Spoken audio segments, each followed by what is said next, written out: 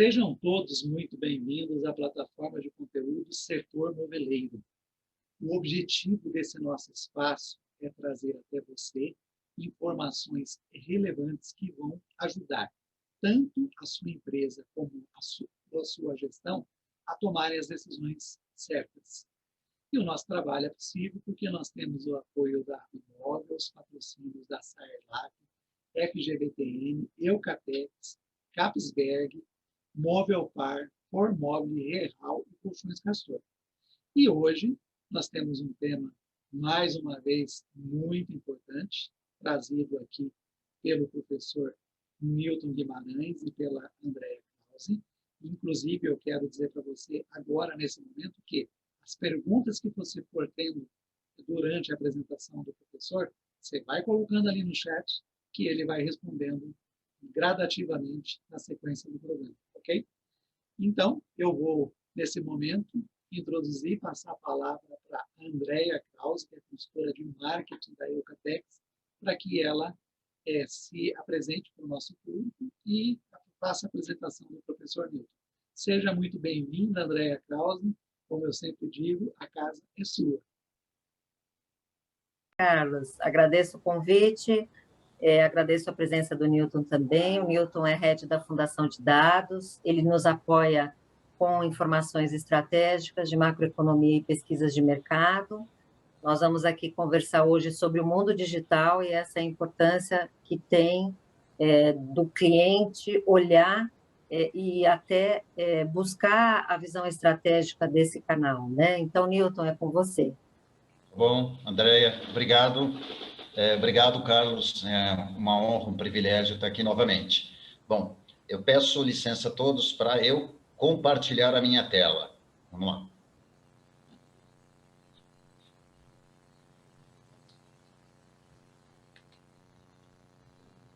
Vocês estão vendo a tela? Sim. Ótimo, bacana. Bom, como a Andréa falou, a ideia é trazer um aprofundamento sobre a situação macroeconômica, né? Basicamente, qual é o roteiro de trabalho? Nós vamos falar um pouquinho sobre produção industrial de imóveis, depois nós vamos falar sobre comercialização de imóveis, depois nós vamos analisar o tripé, né? Emprego, renda e confiança, que é aquilo que, sob condições normais, influencia a venda de materiais de construção, móveis e demais itens para o lar. Depois nós vamos avançar nos dados inéditos das pesquisas que nós fazemos, junto com a Eucatex, não é? E nós estamos chamando de uma breve jornada de compra, né?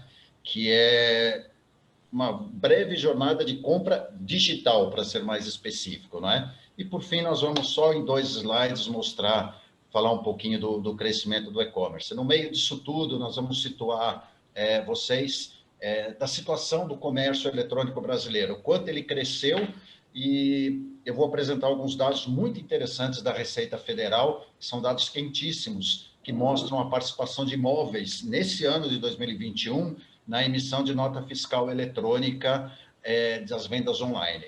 Então, é um dado bacana que a gente vai conseguir dimensionar quanto que os móveis estão participando das vendas digitais de produtos. Então, sem mais delongas, né? Com essa imagem da foto da Eucatex, da fábrica da Eucatex em Botucatu, vamos falar um pouquinho da produção industrial de imóveis. Primeiro, é sempre bom alinhar, eu sempre gosto de alinhar a todos, que o IBGE, ele, quando divulga a produção industrial, a produção física da indústria de imóveis, ele está considerando armário de madeira, cama, estante, mesa, mas ele também coloca metálico, né? Ele coloca assentos e cadeiras de metal para escritório, gôndolas e semelhantes, partes e peças de móveis, e também colchões, né? Colchão de borracha, plástico, alveolares ou de espumas de plástico, inclusive colchões ortopédicos, né? Então, tudo isso é que o IBGE chama de produção física industrial de móveis. Quando a gente olhar, então, imaginem, é o produto acabado, né? Foi produzido pela indústria brasileira. Obviamente, a gente sabe que dependendo da matéria-prima, dependendo do segmento, dependendo do produto que está sendo industrializado, o comportamento é diferente, né? Mas aqui é o agregado de tudo que é produzido no Brasil pela indústria moveleira, segundo o IBGE. Bom, o IBGE nos disse o seguinte, os dados mais recentes são de maio.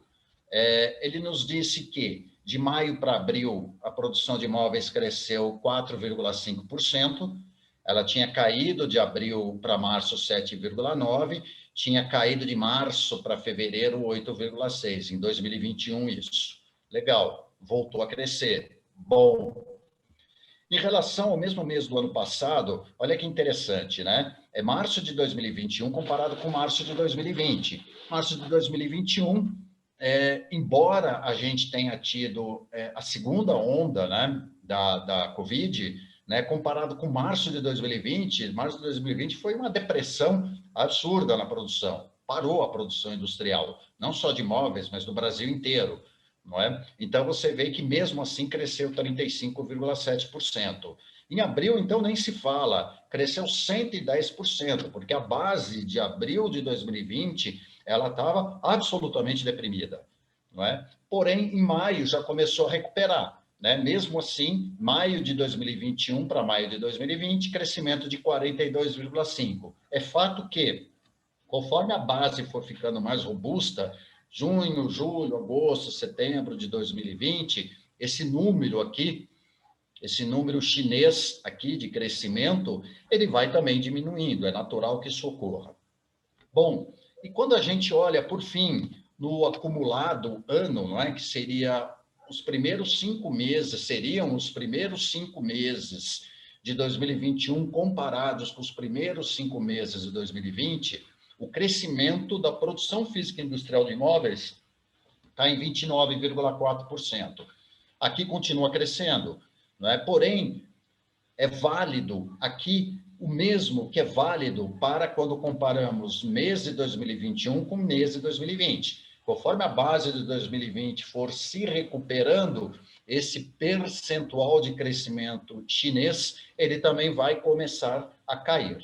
De qualquer maneira, fiquemos com essa informação no ano, nos primeiros 5 meses de 2021, comparados com os primeiros 5 meses de 2020, a produção física industrial de imóveis cresceu impressionantes 29,4%. Legal.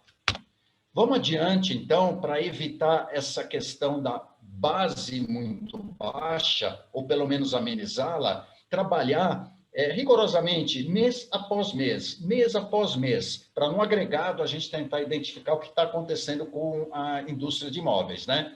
E vejam, aqui nós estamos começando na queda de março de 2020. Olha a queda de abril de 2020. Olha a recuperação em maio. Então, nós estamos trabalhando mês após mês para chegar no seguinte dado. O nível da produção física industrial de imóveis no Brasil está 3,04% negativo, comparado com o pré-pandemia. Ou seja, durante a pandemia, né, nós podemos dizer que não cresceu. No entanto, né, esse número é melhor do que quando a gente considera de março a abril. Aqui é de março de 2020 a maio de 2021. Aqui é março de 2020 a abril de 2021. Ela estava negativa 7,1%, a produção física industrial de imóveis. Aqui está 3,4%. Por quê? Porque cresceu 4,5% comparando maio com abril. Legal, né? Foi uma recuperação. No entanto, no ano agora, só janeiro, fevereiro, março, abril e maio, a produção física industrial de imóveis ela está negativa em 10,65%. Vamos seguir um pouquinho adiante, nós vimos mês após mês, vamos olhar ano após ano. Olha o que aconteceu nos últimos 1, 2, 3, 4, 5,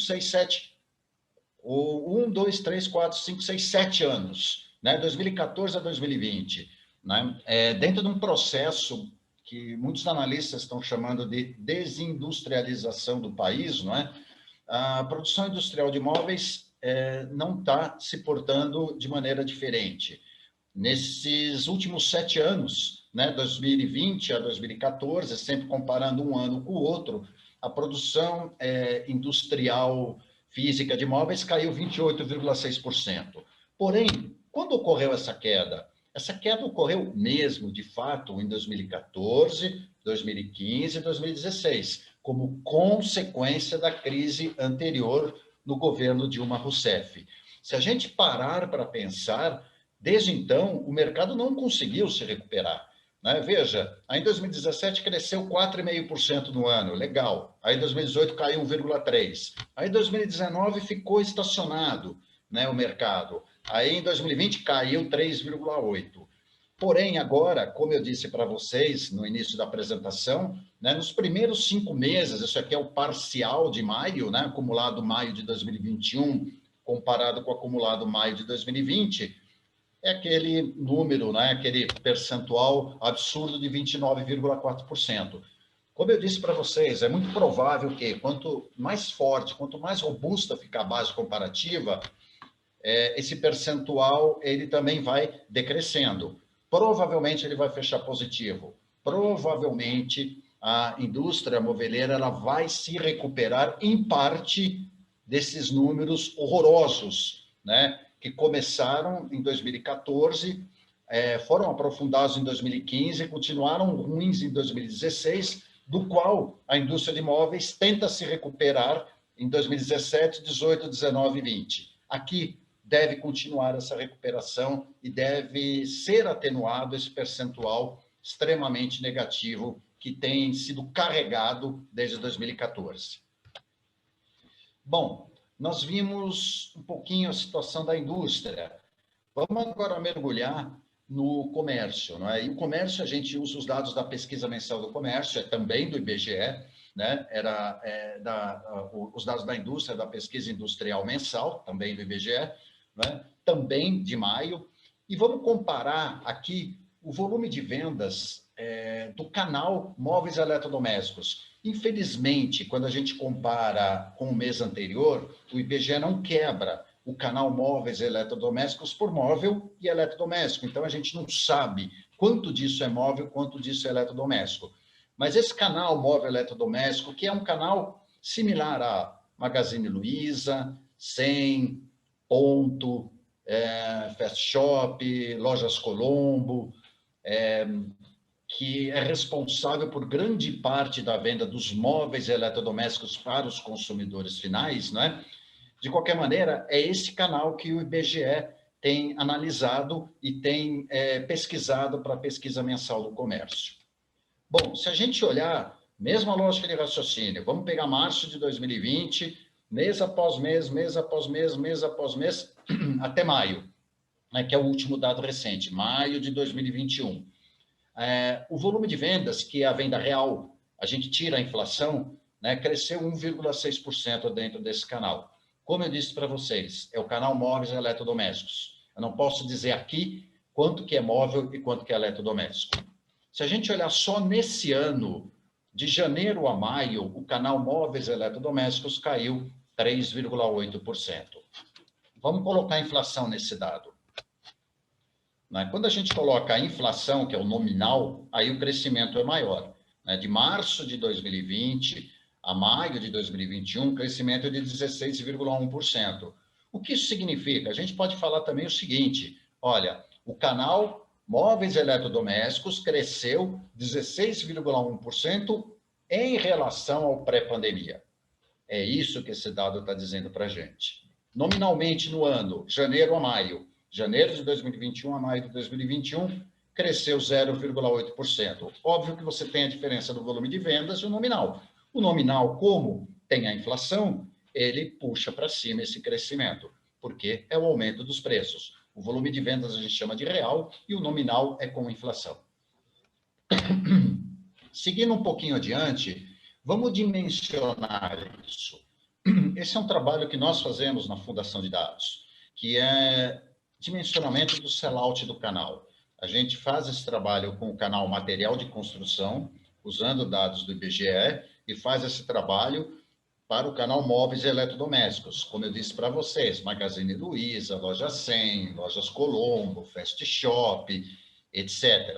Casas Bahia, não é? Então, nós estimamos nesse trabalho que em 2020, esse canal faturou, deixa eu voltar aqui, que esse canal faturou 121,286 bilhões de reais.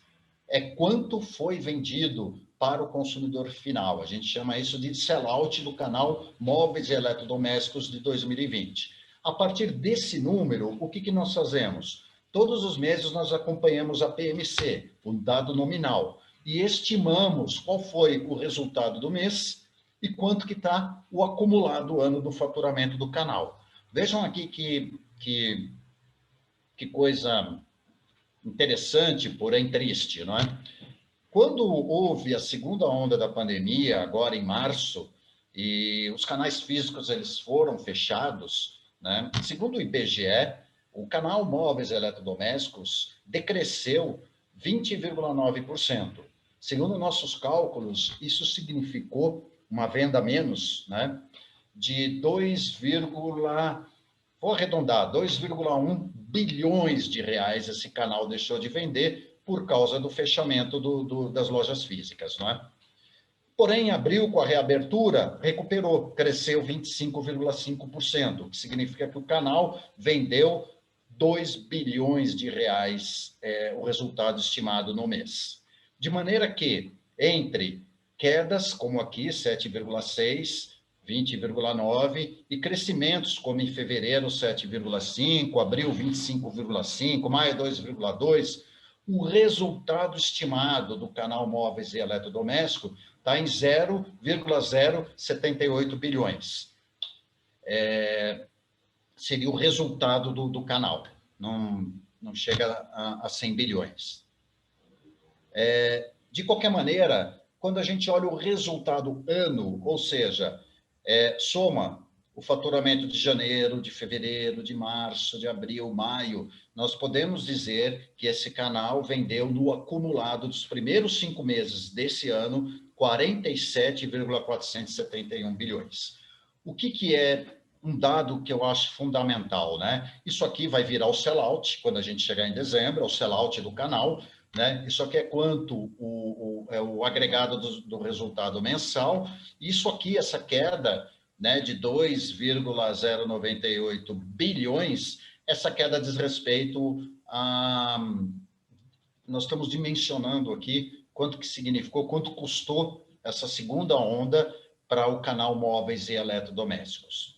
Então, de maneira geral, essa é a situação do comércio de móveis e eletrodomésticos. No entanto, o IBGE nos permite, quando a gente traça o comparativo do acumulado ano, quebrar o canal móveis e eletrodomésticos por móveis e eletrodomésticos. E é isso que a gente vai ver nesses próximos slides, né? O IBGE nos disse o seguinte: olha, nos primeiros 5 meses desse ano, comparado com os primeiros 5 meses do ano passado, né, o canal móveis e eletrodomésticos cresceu 15%. Nominalmente, ou seja, veja, aquela coisa da inflação, né? Cresceu 27,7%. Legal, né? Não se esqueçam, a base de março, abril e maio do ano passado, ela está deprimida, né? Então, esse número está legal, é um número expressivo, é uma venda crescendo 2 dígitos, não é? No entanto, a gente sabe que a tendência nos próximos meses é esse número ir caindo, conforme a base de 2020 começar a crescer. Legal. Vamos entender, então, esse 15% do canal real, né, o volume de vendas, e 27,7% com inflação do canal móveis e eletrodomésticos, quanto que é móvel e quanto que é eletrodomésticos. Então, o segmento de móveis dentro do canal móveis e eletrodomésticos cresceu, né, faturamento, tá? E é importante isso, tá? Segundo o IBGE, nós consultamos o IBGE, temos um diálogo com o pessoal, com a gerência da pesquisa mensal do comércio, fomos informados que isso é faturamento bruto físico e digital. A PMC do IBGE, ela divulga o físico e o digital no resultado nacional. quando a gente quebra por resultado por estado, e a gente vai ver o próximo slide, né? Aí é só físico. Então, vamos voltar aqui para o resultado nacional, né? Considerando o faturamento bruto, físico e digital, né? A venda de imóveis cresceu 21,8%, com inflação cresceu 26,3%. Ainda estamos comparando os primeiros 5 meses de maio com os primeiros 5 meses até maio, né? De 2021 até maio de 2020. Legal, né? Esse é um crescimento. Se a gente olhar, vamos analisar aqui um ponto que é interessante, né? Em termos reais, o móveis está puxando para cima o crescimento do canal, concordam? Né? Porque o canal móveis eletrodomésticos está crescendo 15%, no mesmo período, a venda de imóveis dentro desse canal está crescendo 21,8% o faturamento. Então, percentualmente, está puxando para cima. E eletrodomésticos está puxando para baixo. Porém, quando a gente coloca a inflação, né, eletrodomésticos vai lá para cima e tem um crescimento um pouquinho maior do que imóveis. Ou seja, você tem uma pressão inflacionária em eletrodomésticos que é maior do que a pressão inflacionária em imóveis. Bom, como eu disse para vocês, agora vamos quebrar por estado, né? Sempre lembrando que aqui nós estamos condicionando a análise à base de 2020.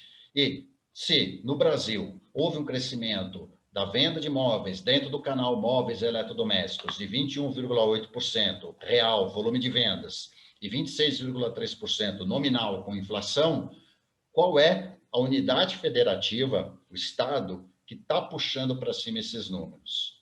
São os mineiros, né? São os canais de venda de Minas.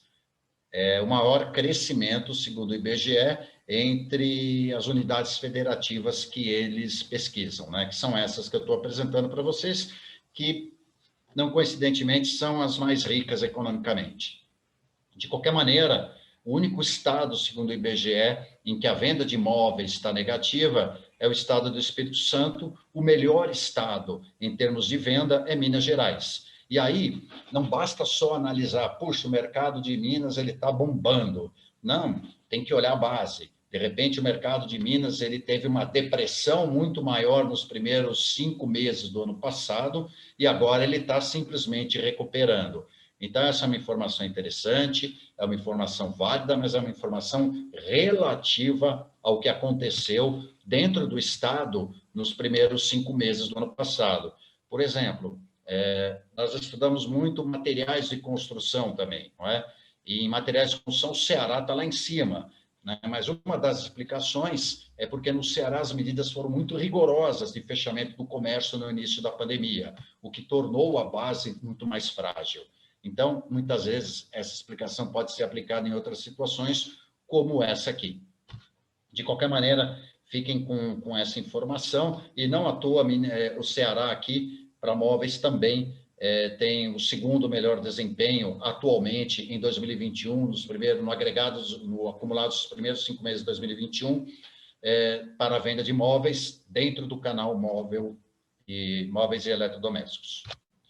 Bom, nós vimos, então, um overview da indústria moveleira, vimos agora o comércio de móveis, usando como base o IBGE, tiramos tudo que o IBGE pode nos dar de informação relativa à produção e venda de imóveis. Vamos também continuar com o IBGE e olhar a conjuntura macroeconômica. Nós sabemos, né, todos nós sabemos que atuamos no mercado de materiais de construção, móveis e demais itens para o lar, que a venda desses produtos ela está intrinsecamente ligada a emprego, renda e confiança, sob condições normais. Nós não vivemos sob condições normais, não é? Mas é sempre bom olhar para o que está acontecendo, né? O ano passado, nós tivemos uma distorção mercadológica, principalmente pelo auxílio emergencial, que injetou algo em torno de 300 bilhões de reais no mercado de consumo. Tem gente que fala até em 322 bilhões de reais no mercado de consumo. O fato é que nem o próprio Ministério da Economia consegue se decidir se foi 280, 300 ou 320. Então, nós vamos ficar com 300, que é uma informação que parece o meio termo, não é? Agora, com essa nova rodada do auxílio emergencial, também não há consenso, não é? Mas a primeira rodada está injetando ainda 44 bilhões, e essa nova rodada que foi aprovada deve injetar mais 33 bilhões, qualquer coisa assim. Vamos ficar com 80 bilhões de reais no ano de auxílio emergencial. É bem menos do que teve no ano passado, né? O ano passado, 300 bilhões, estimativas nossa. E esse ano, 80 bilhões, estimativas nossa também. De qualquer maneira, esse é um dinheiro que evitou um mal pior e, no ano passado, gerou uma bolha de consumo. Esses 80 bilhões certamente vão evitar o mal pior, mas dificilmente vão gerar mais uma nova bolha de consumo. De qualquer maneira, né, quando a gente olha o emprego, é sempre importante, e aqui um adendo, é didático, não é? Como que todo mundo escuta falar, poxa, a taxa de desemprego está em 14,7%. Sobre o quê? Né? O IBGE considera isso aplicado sobre a força de trabalho. O que é a força de trabalho? A força de trabalho para o IBGE é pessoas que estão trabalhando e pessoas que querem trabalhar. Ele soma isso e chega nesse... Né? Então, quanto que está no dado mais recente? De fevereiro, março e abril. Esse dado vai ser no próximo dia 30. Mas, então, esse é o dado mais recente que a gente tem para trabalhar. Né? Nós tínhamos 100,7 milhões de pessoas na força de trabalho. 14,7% estavam desempregadas, porque estavam procurando trabalho. Então, isso dá, nós vamos ver, 14,7 milhões de desempregados. Aqui eu estou arredondando, tá? Esses 14,7 milhões de desempregados, que correspondem à taxa de 14,7%, que é aplicada a 100,7 milhões, ela é bem maior do que há um ano. A taxa estava em 12,8, aplicada, você vê, tinham mais pessoas trabalhando ou procurando trabalho há um ano. Então, você aplicava 12,8, 12,6% de taxa, dava 12,8 milhões. Mas as coisas estão tão doidas, né, que hoje em dia, para a gente entender o que está acontecendo, não basta olhar há um ano. A gente tem que olhar 2 anos atrás. Né? Então, vamos voltar para fevereiro, março e abril de 2019.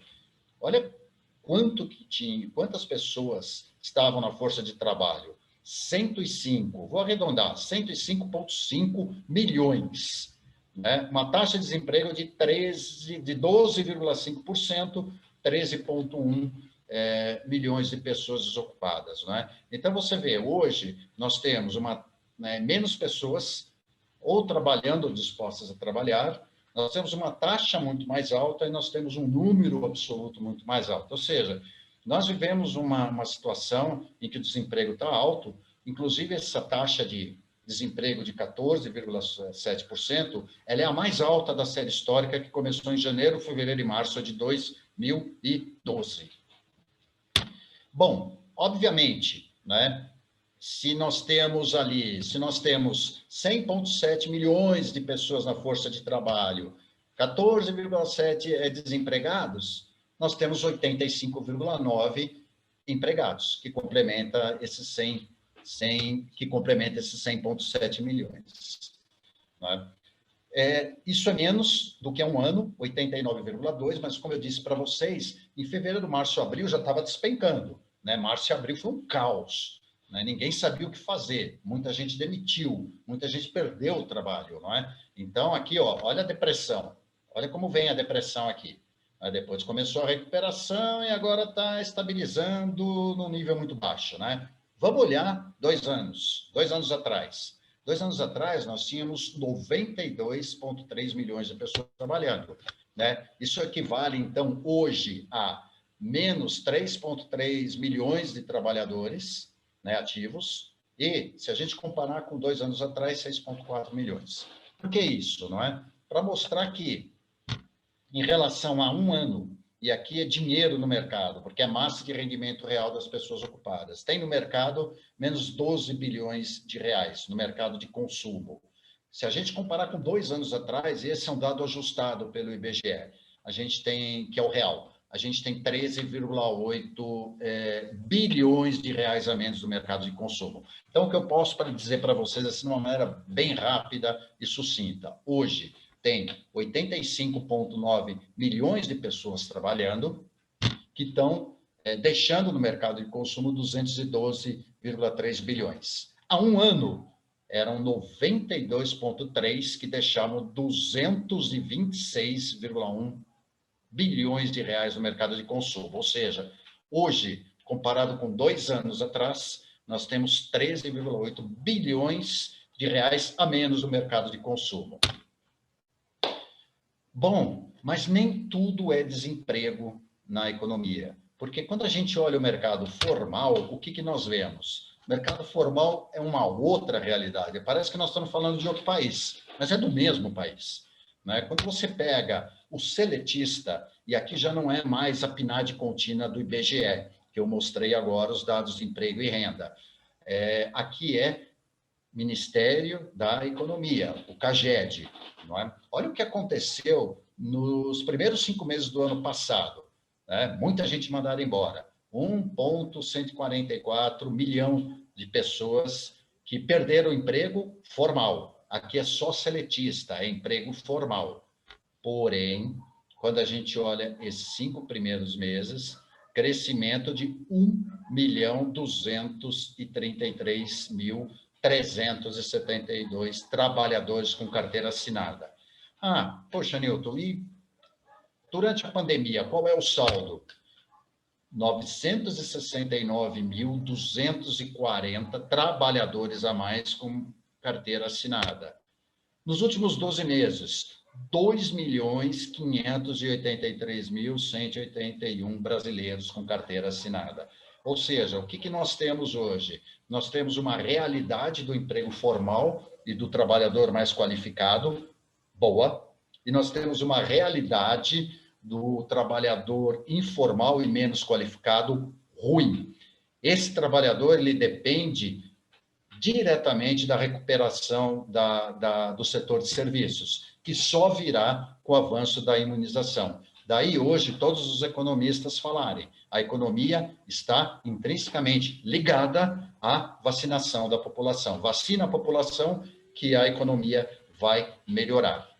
Porém, nessa situação, nós temos o seguinte quadro. Nós temos consumidores mais qualificados, nós que estamos no conforto de nosso lar, né, assistindo esse webinar, ou trabalhando em home office, os nossos computadores, vivemos uma realidade. Quem não pode viver essa realidade está numa situação muito mais difícil, que é esse informal, que é essa massa que está engrossando o desemprego.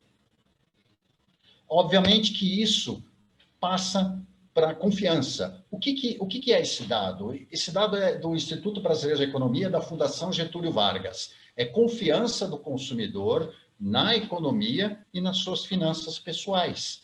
Não é? Embora todos os índices tenham crescido, não é? Eu vou explicar para vocês o que são esses dados, todos verdes aqui. Aqui é o geral da confiança do consumidor, aqui em cima.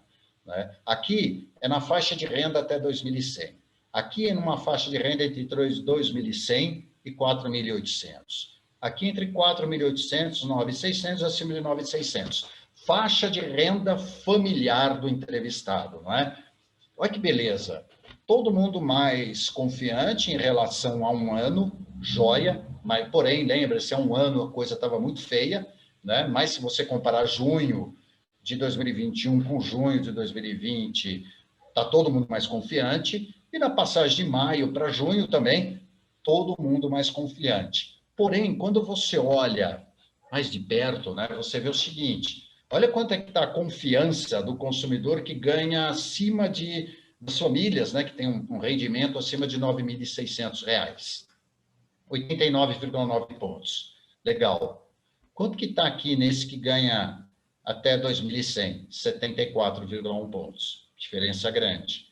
E nesse que ganha entre 2.100 e 4.800, 70,6 pontos. Está melhor? Tá. Ele está mais confiante em relação à economia, à finança pessoal? Tá. Mas, se você pegar a diferença desse para esse, dá quase 20 pontos na confiança. É muita coisa. A única explicação plausível para isso é que esse aqui, numa faixa de renda até R$ 2.100, ele está, de certa maneira, bem ou mal assistido por um auxílio emergencial ou por algum tipo de programa de proteção social lançado pelo governo federal ou até mesmo estadual em algumas situações. Esse aqui não. Esse não tem direito, uma grande parte não tem direito ao auxílio emergencial, e depende do setor de serviços, que está se recuperando de uma maneira lenta. Então, obviamente, e era de se esperar isso, ele é o menos confiante em relação à economia e à sua situação pessoal. E aí a gente vê as nuances, as diferenças, né? Como nós pudemos ver no emprego formal e informal e confiança, segundo a Fundação Getúlio Vargas. Bom, essa é, de maneira bastante rápida, né, a situação econômica, setorial e econômica do país, na qual nós estamos nesse momento. Vamos sair um pouquinho da economia, vamos começar a falar um pouco de e-commerce. E esses dados são compilações nossas que nós fizemos, e tem um dado legal que eu acho que traz uma reflexão bacana para nós.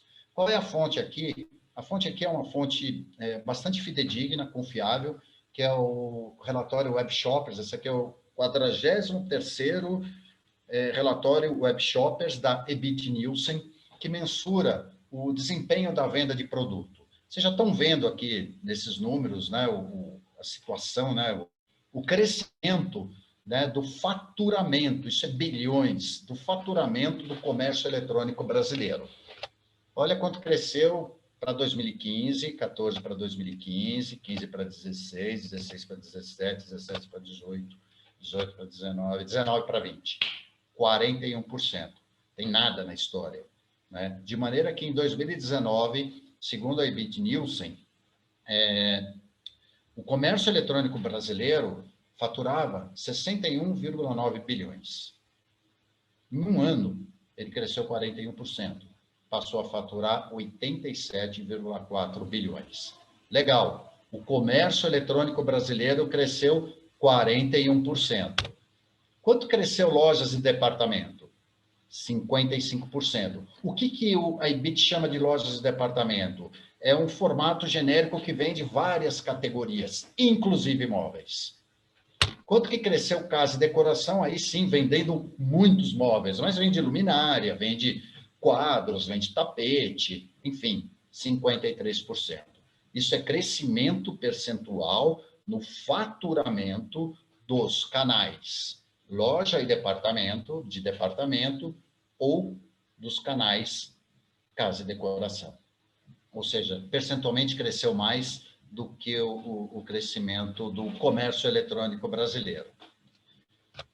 Vamos mergulhar um pouquinho nesse dado. Sabe o que é isso aqui?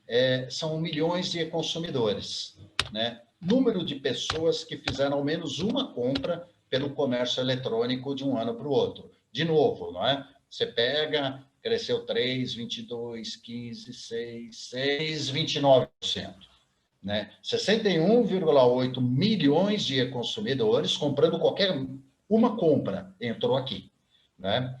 O Ebit Nielsen identificou uma compra, lançou aqui. 61,8 milhões de consumidores em 2019, saltou para 79,7 milhões de consumidores em 2020. Isso significa, trabalhando com os dados da Ebit, né, uma adesão, novos consumidores, em torno de 17,9 milhões de novos consumidores. A Ebit também perguntou para esses novos consumidores se eles tinham intenção de continuar comprando no ano de 2021, 83% falou que sim, que comprariam de novo em e-commerce. Ou seja, esse crescimento ele veio para ficar. E ele é muito expressivo, não é? Se nós pegarmos os dados da PNAD contínua de dezembro do ano passado, o Brasil tinha 211,652 milhões de brasileiros. Esse número aqui de 79,7 equivale a 37,6%. O que nós podemos falar, então? Que no final de 2020, 37,6% dos brasileiros haviam feito ao menos uma compra através pela internet. Por fim, para a gente dimensionar esse canal, eu consegui esse dado é da Receita Federal, ele saiu numa matéria no Estado, uma matéria que entrou no Caderno de Economia, deveria ter tido mais repercussão, mas não teve, mas eu acessei esses dados, não é? E a apresentação que a Andrea tem, essa apresentação está com a Andrea também, vocês podem pedir para ela, tem o link desse artigo completo, né? Mas nós fizemos uma compilação desses dados que a Receita Federal abriu, não é? E olha só que interessante, não é? Isso aqui é 2020, são vendas de produtos pela internet, né? Então, o que a Receita Federal fez? Nota fiscal eletrônica, ela sabe o que foi feito, né? Não é nem pesquisa, isso é um dado monitorado, ela sabe o que foi feito fisicamente, digitalmente. O que a Receita Federal nos disse, não é? Que do total de 112,3 bilhões de reais que foram vendidos, esses são dados da Receita Federal, não são mais os dados da EBIT, não é? Não sei como eles conversam, mas eu estou trazendo-os, não é? A participação de imóveis é de 5,2%, compra pessoas físicas. Por quê? Porque móveis, segundo a Receita Federal, ela viu notas emitidas de compras feitas pelo e-commerce em 2020, 5,9 bilhões de reais. E aí, o que é interessante, não é? E esse é um dado legal para a gente ter em mente, não é? Segundo ainda a Receita Federal, o varejo brasileiro, nos primeiros 5 meses de 2021, vendeu 1 trilhão, vamos arredondar, 1,7 trilhão de reais, né? Vendeu para pessoas físicas, jurídicas, né? O e-commerce respondeu por 114,8 bilhões, ou seja, 6,5% de tudo que o comércio vendeu. Por que eu estou trazendo esse dado? Isso dimensiona um pouquinho o tamanho do comércio eletrônico dentro do comércio brasileiro. Esse 6,5% diz em respeito à pessoa física comprando, pessoa jurídica comprando e pessoa física e jurídica fora do país comprando. Tá bom? Mas, de qualquer maneira, vamos ficar com esse número. Móveis respondem por 5,9 bilhões, responderam por 5,9 bilhões das vendas feitas em 2020, segundo a Receita Federal, no canal e-commerce. Bom, nós agora vamos avançar de uma breve história da jornada de compra digital de imóveis. Então, é um caminho do consumidor de imóveis. Porém, esse é o caminho pré-pandemia. Nós sabemos que muito do que aconteceu hoje, no pós-pandemia, na pandemia e no pós-pandemia, é, na verdade, uma exacerbação, né, uma extrapolação de tudo o que já estava latente antes da pandemia. Muitos dos comportamentos adquiridos, muitos dos comportamentos propagados durante esse período da pandemia eram comportamentos que já existiam e foram potencializados graças à pandemia, principalmente tudo que diz respeito ao digital. Então, nós chamamos esse percurso de uma breve história da jornada de compra digital de imóveis. Vamos lá. O que são aqui? São consumidores de imóveis. Nós entrevistamos consumidores de imóveis. Esses consumidores de imóveis, eles foram entrevistados, por quê? Porque eles haviam reformado seus lares e aproveitaram para comprar móveis. Então, nós percebemos que, no momento em que eles estavam pesquisando, buscando informações, os sites e os e-commerces dos magazines foram os meios mais consultados para a compra de imóveis. Vejam, esse é um comportamento pré-pandemia. Eu não tenho dúvida nenhuma de que esse comportamento cresceu no pós-pandemia, e nós já temos dados. Nós estamos trabalhando, e muito provavelmente na próxima apresentação que nós fizermos, junto com o setor moveleiro e com a Eucatex, nós já teremos dados inéditos para trazer para vocês, atualizando esses dados. Mas vamos olhar para isso, né? Já nessa época, dos 10 meios mais consultados, 7 eram digitais. Tá bom? Site, e-commerce, site dos fabricantes de imóveis, YouTube, Instagram, Facebook, Pinterest, e WhatsApp. Vamos seguir adiante, né?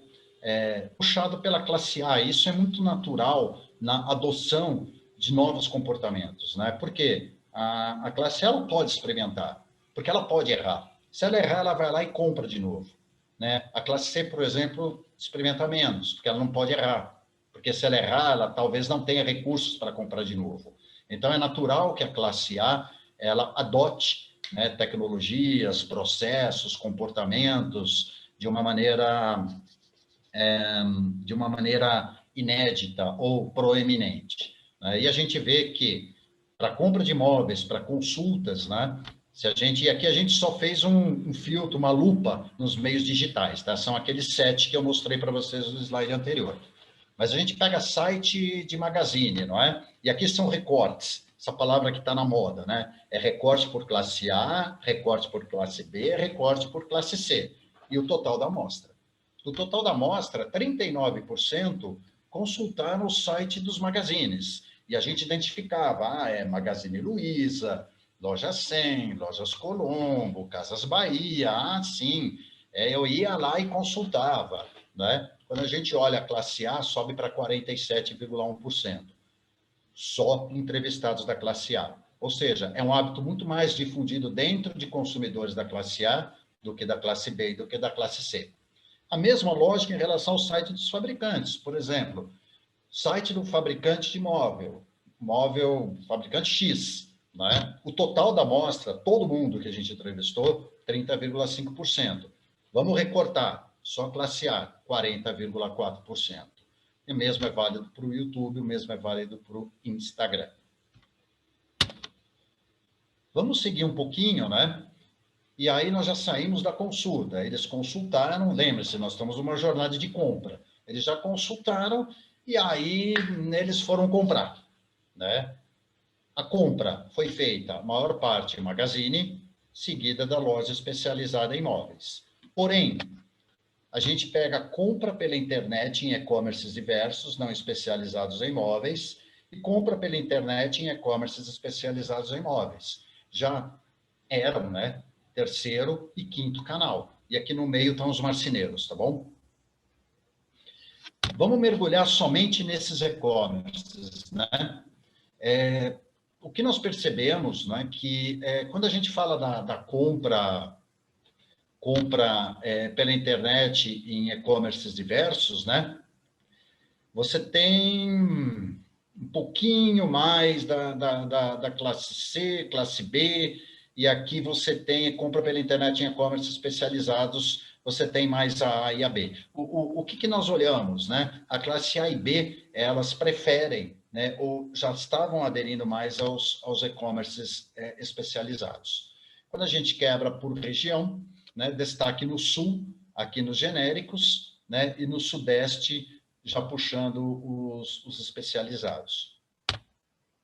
Bom, o que é interessante nessa pesquisa? Nós também perguntamos somente para essas pessoas que compraram tanto num e-commerce especializado como num e-commerce genérico, né? Mas me diz uma coisa, antes de você dar o clique, né, botar no carrinho, dar o clique, comprar, você precisou de um apoio da loja física? Metade, 50,3% falaram que sim, que tiveram que ir numa loja física ou num showroom antes de efetivar a compra pela internet.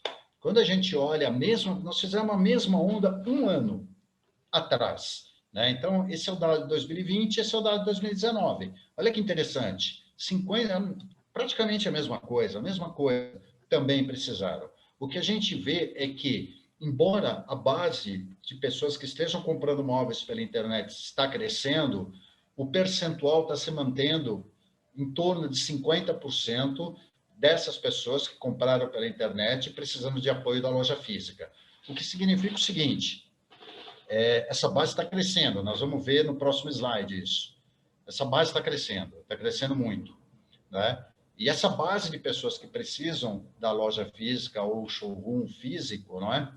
Ela vai crescer proporcionalmente, em termos relativos e absolutos, né? Daí, muitos grandes varejistas ou empresas que eram operações somente digitais, pure players, né? só tinham venda digital, né? Hoje, né? Acho que a gente tem um exemplo fantástico da Madeira Madeira, né? Com seus white shops, né? Está expandindo cada vez mais a sua presença no mundo físico, né? Provavelmente sentem que a expansão do digital ela traz consigo a obrigação de ter uma expansão física até mesmo para dar suporte para esse crescimento, não é? E é aquilo que os consultores especialistas falam de uma operação fluida sem ruídos. Bom, quando a gente olha, de novo, quem precisa de apoio de uma loja física ou showroom, antes do clique, né? Um pouquinho mais a classe B, mas vejam, o total, aqui são os recortes, tá? O total é 50,3%, lembram? Classe B, só entrevistados de classe B, foi para 52,6%. Você vê, é muito próximo, não é? Quando a gente olha para a região, aí sim, isso me chamou a atenção, a região centro-oeste é a que parece que mais precisa do apoio da loja física ou do showroom, com 65,2% no recorte por região. Bom, por fim, né, quando a gente fala de compra internet, preço é a principal vantagem, e a gente sabe que a internet democratiza o acesso a preço, inclusive pressiona para baixo a inflação. Quando a gente quebra isso por classe social, né, a gente vê que preço é importante para a classe B, comodidade apareceu no recorte por classe C, não é? Frete grátis, a classe B se interessou, e aqui você vê facilidade de pagamento e diversidade de modelo e estilo crescendo classe A e B. De qualquer maneira, essas são as principais razões para comprar pela internet. Geral, preço, comodidade, frete grátis, quando é oferecido, não sei em que circunstância para móveis pode ser oferecido, mas, enfim, diversidade de modelos, estilos e facilidade de pagamento. Bom, por fim, nós temos 2 slides para fechar essa apresentação, não é? Como eu disse para vocês, nós fazemos várias ondas semestrais, né, estudando o mercado, né? Então, no primeiro semestre de 2020, nós entrevistamos apenas quem reformou uma residência de maio de 2019 a abril de 2020 e aproveitou para comprar móvel. Aqui já é uma pesquisa feita 6 meses depois, né? Essa primeira foi entregue em junho de 2020, né? Essa foi entregue 6 meses depois, né? Novembro, dezembro de 2020.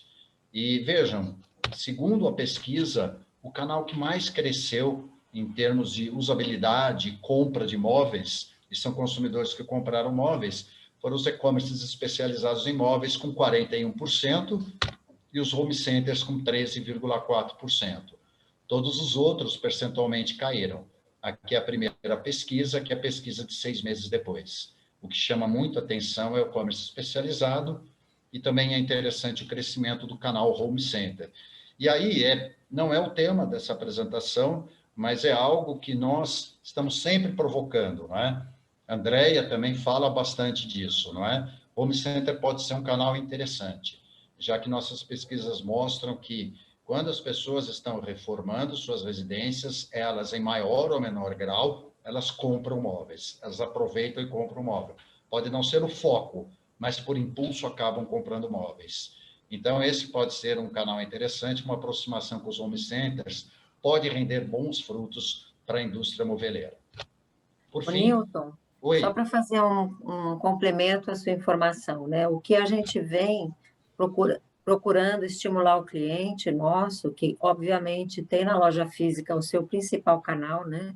E isso é histórico, né, do nosso país, passar a olhar mais para os demais canais, porque a gente entende e vê bastante a evolução de clientes que foram para esse canal com uma visão estratégia de produtos, com uma visão, vamos dizer assim, de posicionamento de preço ou de produto diferenciado, que conseguiram se manter e crescer dentro dessa situação econômica e de pandemia, né, frente a outros clientes.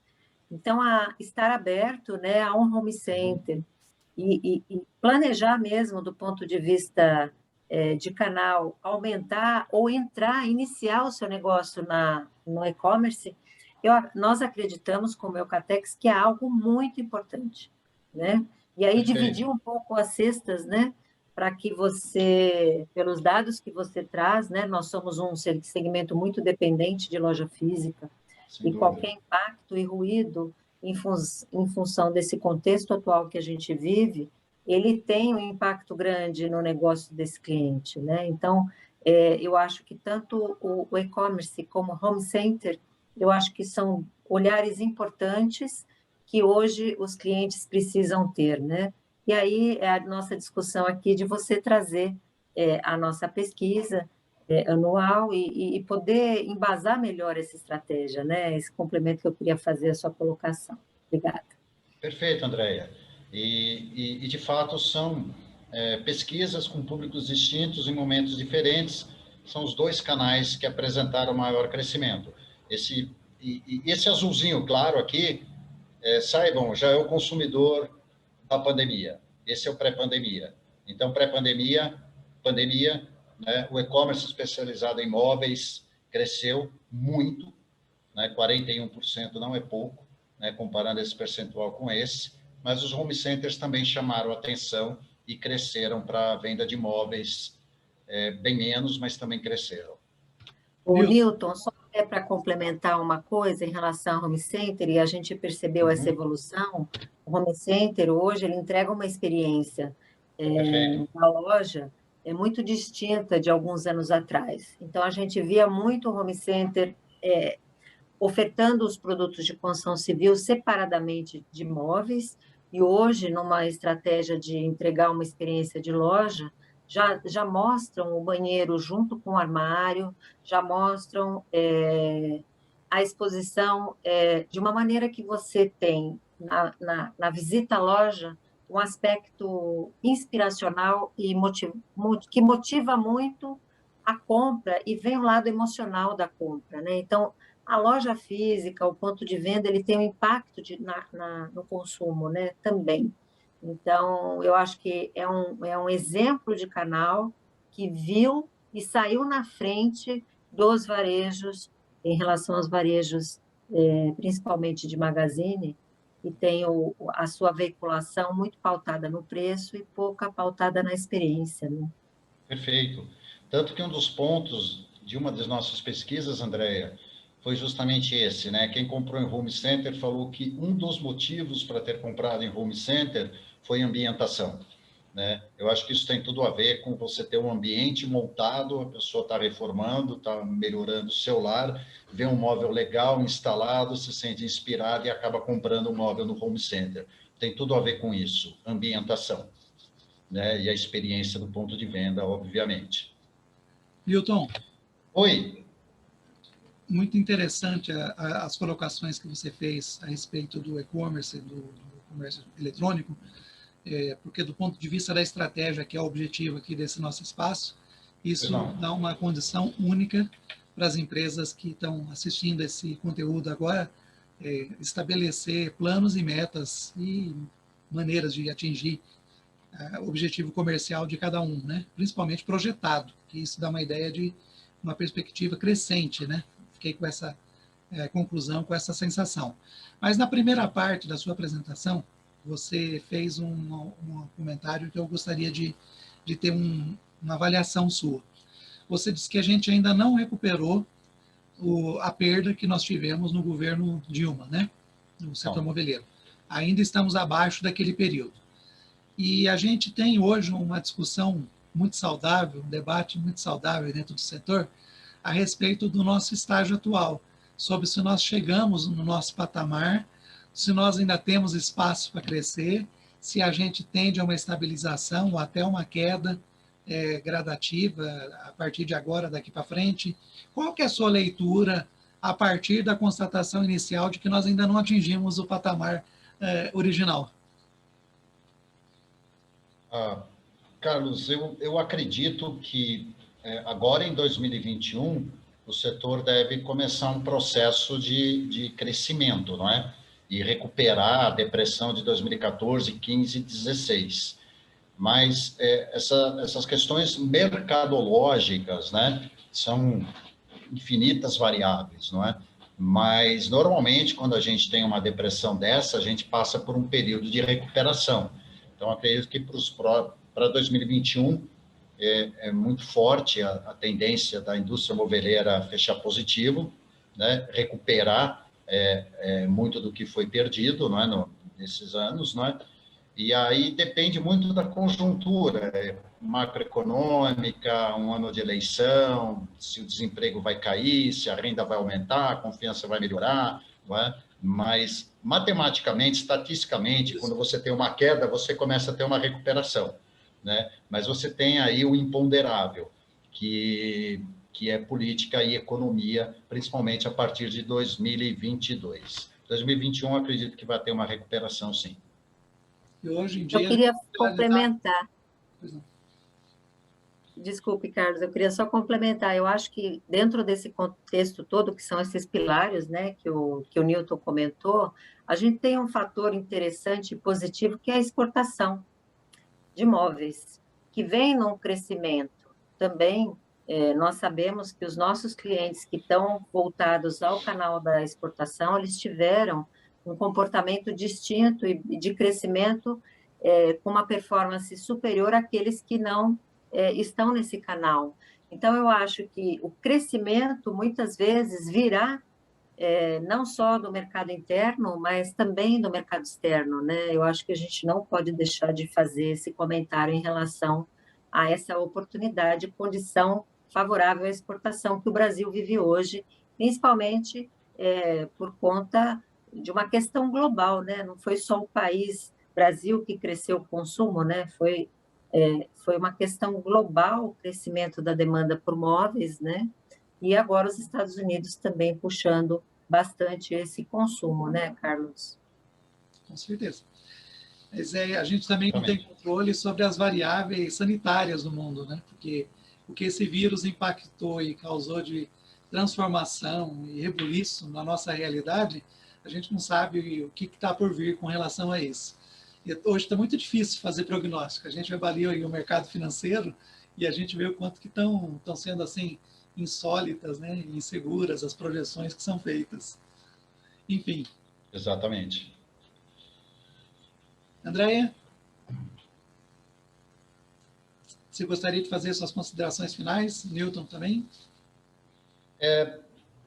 Eu acho que, basicamente, o que nós temos como lição de casa, né, pelo menos o que os dados estão mostrando, é que há, de fato, uma expansão, né, das vendas, né, no venda digital, né, de imóveis. Isso é notório. Né, nós vimos quanto que ela representa, segundo a Receita Federal. Esses dados da Receita são impressionantes, viu? Porque são irrefutáveis. Não, esses são. É isso aí, a Receita ela é impiedosa. Né? Ela é impiedosa, né? Diz que nós temos duas certezas na vida, né? Uma que nós vamos morrer, outra que nós vamos pagar impostos. Né? Então, a Receita ela é bastante rigorosa sobre esse aspecto. Mas, por outro lado, a gente vê que a expansão e a lição de casa é expandir as vendas pela internet, expandir com competência, mas sem abrir mão da experiência física, não é? Ao passo que você vê que o e-commerce está expandindo, nós continuamos, o e-commerce de imóveis está expandindo, nós continuamos com metade das pessoas que compraram, né, através do e-commerce precisando da loja física de apoio. Ou seja, isso é uma massa de consumidores que vai crescer também. Né? E as lojas têm que estar preparadas para que essa experiência ocorra de maneira fluida. Uma vai alavancar a outra, uma não existe sem a outra, né? Os consultores adoram inventar temas, né? Inventar nomes, né? Então, tem esse tal do FI digital, não é? Mas, de qualquer maneira, independentemente de dar nome a isso ou não, me parece que quando você fala de materiais de construção móveis, mais materiais de construção imóveis, a experiência física, ela torna-se cada vez mais importante proporcionalmente ao crescimento da compra pelo e-commerce. Recentemente, o CEO de um grande magazine, em uma entrevista, ele fez uma afirmação que me chamou bastante atenção. perguntado sobre o futuro do seu negócio, se ele ia focar no digital ou no físico, né? Ele respondeu dizendo que ele estaria onde o cliente estivesse. Eu achei isso fantástico, porque isso é você colocar, de fato, o cliente em primeiro lugar, não só na retórica, né? Na frase de efeito, mas é entender que quem decide é o cliente, onde ele vai comprar. Exatamente. E tem uma questão interessante, né, falando de e-commerce, do ponto de vista industrial, né, é que quando a Eucatex comercializa uma chapa revestida, obviamente, o cliente tem uma oportunidade de ter uma produção mais rápida e também conseguir escoar mais rapidamente seu produto, porque, obviamente, o modelo de negócio industrial do e-commerce exige do moveleiro uma entrega muito mais rápida, né? E uma dinâmica muito mais relevante do ponto de vista de logística. Então, o painel revestido nesse momento, ele está sendo um produto muito bem posicionado para esse perfil de cliente, né? E o mercado estando aquecido, a gente acompanha muito a expectativa desse cliente expandir também os seus móveis, né? E, claro, o Brasil ele tem um limite de capacidade de produção, né? Mas gostaríamos de ser maiores até para poder atender todos esses clientes, mas a chapa revestida, neste caso, ela traz, vamos dizer assim, vantagens em relação à chapa crua para pintura, né? Então, é uma mensagem que a gente quer deixar aqui, e é de fato o que vem acontecendo com esses nossos clientes. Carlos. Eu quero agradecer, então, a participação brilhante, mais uma vez, da Andréa Krause, do professor Newton Guimarães, nesse nosso programa Webinar Setor Moveleiro. E eu tenho certeza que você, que é o nosso público-alvo, sai dessa assistência, dessa audiência, com muita ideia na cabeça, com muito gás, com muita energia e, principalmente, com muito subsídio concreto, consistente, relevante, que vai fazer diferença para você projetar os seus caminhos, os caminhos da sua empresa, do seu negócio. Então, muito obrigado ao apoio que a Bimóvel nos empresta, aos patrocínios que a Saerlac, FGVTN, Eucatex, Capsberg, Colchões Castor, Móvel Par, Feira Formobile, Real, proporcionam para que a gente possa trazer esse tipo de conteúdo para você continuar sempre muito bem informado.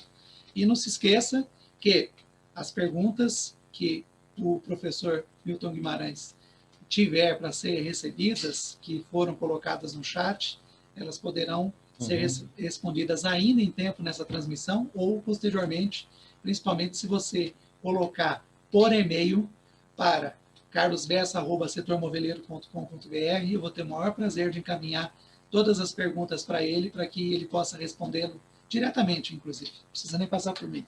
O importante é que você saia convencido e bem informado para fazer as escolhas que você precisa fazer, as melhores escolhas possíveis. Tá bom? Muito obrigado, então, a todos e até o nosso próximo evento. Obrigado, Andréia. Obrigado, Carlos. Obrigada, Carlos.